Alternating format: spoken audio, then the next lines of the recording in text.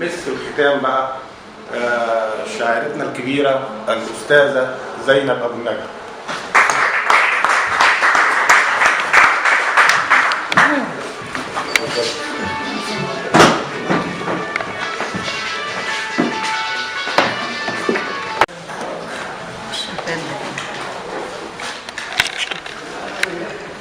قصيدة بعنوان سيمفونية الوجع المقدس.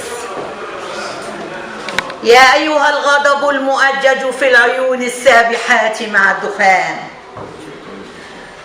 يا أيها الوطن المهان، النار تعلو في القلوب كأنها صخب الحريق بظلمة الليل الجريح.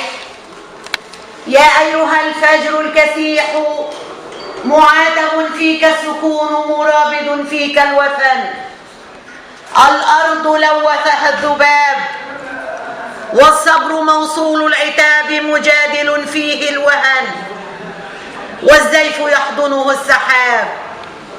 يا أيها الزيف المتوأم للسنين، إني أنا الوجع المعبأ في قلوب الناس أرصد ما تسر وما تبين.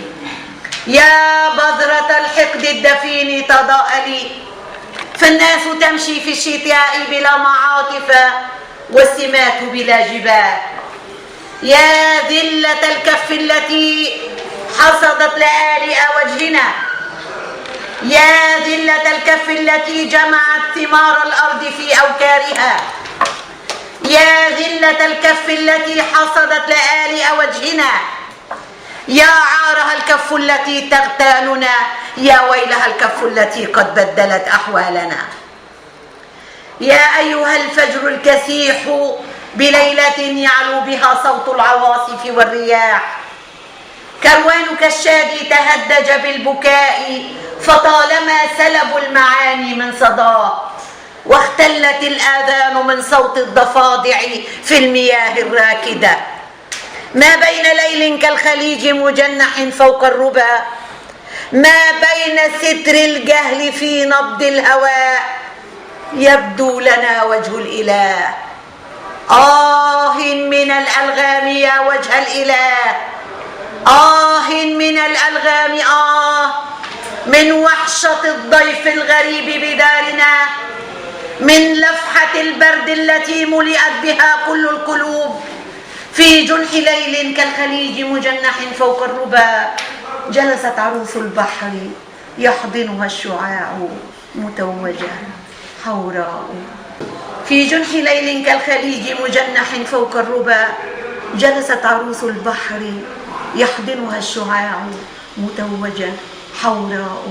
ما بين الصخور تراقصت، فوق الثلوج تماوجت، باد بعينيها الولد الحسن كلل وجهها، بعيونها أرق يمجد حسنها، وكأنها خرجت من الماء الشفيف مسائلة، خرجت تسائل شهرزاد عن الهوى، خرجت لتبحث عن عيون مليكها بين ارتجاف الموج في البحر الذي يهفو إليها. جلست عروس البحر فوق الصخر ترنو للبعيد، جلست تضفر شعرها تتأمل الكون المديد. جاءت خيالا عبقريا شدها أنغام لحن ساحر، جاءت تداعب سمعها من غيها بالأفق البعيد، وتقطر اللحن الشهي براعة في قلبها، فكأنها حضنت ملامحه الوسيمة، وكأنها لمست طهارة وجهه بين الخلايا والتشعب داخل اللحن البديع، فتقطرت عشقا تغني في معانيه النبيلة. جدلت ضفائر صوتها في صوته، قد شفها اللحن البديع فدندنت، قد شفها اللحن البديع فدندنت. قد بح صوت الناي في هذا المدى، والزهر مكتوم الشذا، وحزينة القسمات يا بنت الملوك حزينة، فاتت سنين والأميرة تنتظر، ما أن ترى وجه الحبيب هنيهة إلا وذاب مع اللحون على الشطوط الباكيات. ويا وطني الممدد في عيوني بين جفني والرموش متجدل خوفي عليك. ويا وطني الموشم فوق صدري مذ ولدت متعاظم لهفي إليك. ويا وطني وخطوك في فؤادي واتب ومقيد خطوي إليك. وطني وصوتك في بكائي في صراخي مفعم حزني عليك. وطني أنا أجهضت فيك ثرا ولم أقبل عزاء. يا عارها الكف التي تغتالنا، يا ويلها الكف التي قد بدلت أحوالنا. غضب عليهم منك يا وجه الإله، قد لون الكون اصفرارا بالعواصف والرياح. هاجت طبيعتك السموحة من ضراوة كيدهم وتبغضت وتقضب الصحو امتزاجا بالغمامة عدلها هذا الذي بقلوبهم. ولمحت وجه المعدمين بغمرة الأنواء حين اسفرورت كبد السماء، وجلت عيوني من شقائق برقها لكأنها حمم تحط على رؤوس الشر، وهي الروادع نعم صنع الرادع. من الأقزام يا وجه الإله، من الأقزام، من وحشة الضيف الغريب بدارنا، من لفحة البرد التي ملئت بها كل القلوب. حجر على حجر الأهلة سوف يبقي أمتي، جلد على جلد صهار الناس يطوي مهجتي.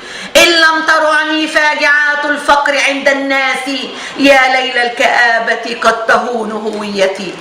مأخوذة النفس إلى التحليق في خلق السماء، مأخوذة النفس إلى التحديق في الطين العلق. تتكون الأشكال في الإنسان عملاقا وقزما، تتغير الأديان والعادات من أرض لأرض، تتبدل اللهجات والصيحات والأحجام والألوان، لكن أصلها طين وماء. تشكيل كون مبهر من مبدع قد أحكم الإتقان، من مبلغ الإعجاز فيه أنه فنان. يا أيها الإنسان، يا أيها الإنسان في الدنيا التي لم يطوها الطوفان، لا تكبت الصوت المنادي للسلام. إن مات اقطع وافتدي.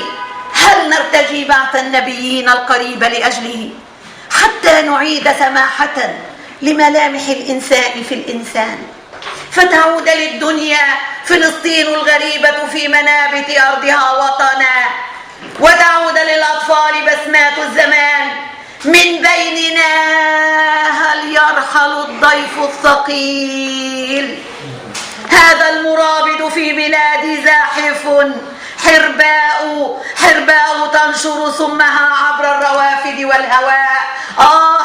ويا وطني ونبضك في دمائي دافق ومكتم صوتي إليك. وطني وصوتك في بكائي في صراخي مفعم حزني عليك. يا عارها الكف التي تغتالنا، يا ويلها الكف التي قد بدلت أحوالنا. ومليكة في موكب الحزن الكبير بلادنا، فشموخ أنت يا أم مهما باعك الباع المقامر بالولاء، وصمودة يا أم مهما عاث في الأرض الدهاء. مدي جذورك كلما مدت جذورك طاول الفرع السماء. ضمي عيالك في حنانك، لملمي الخطوة الشريد. قولي لهم إن اختطاف الخبز من كف الفقير تبرأت منه الكرامة، والأرض تلفظ من يبيع ترابها، فلتطلقي أثر اليمامة. قولي لهم أفعال من تلد الكرام كريمة، وفعال من تلد الأعاجم أعجم، فلتطلقي أسر اليمامة، أطلقي أسر اليمامة.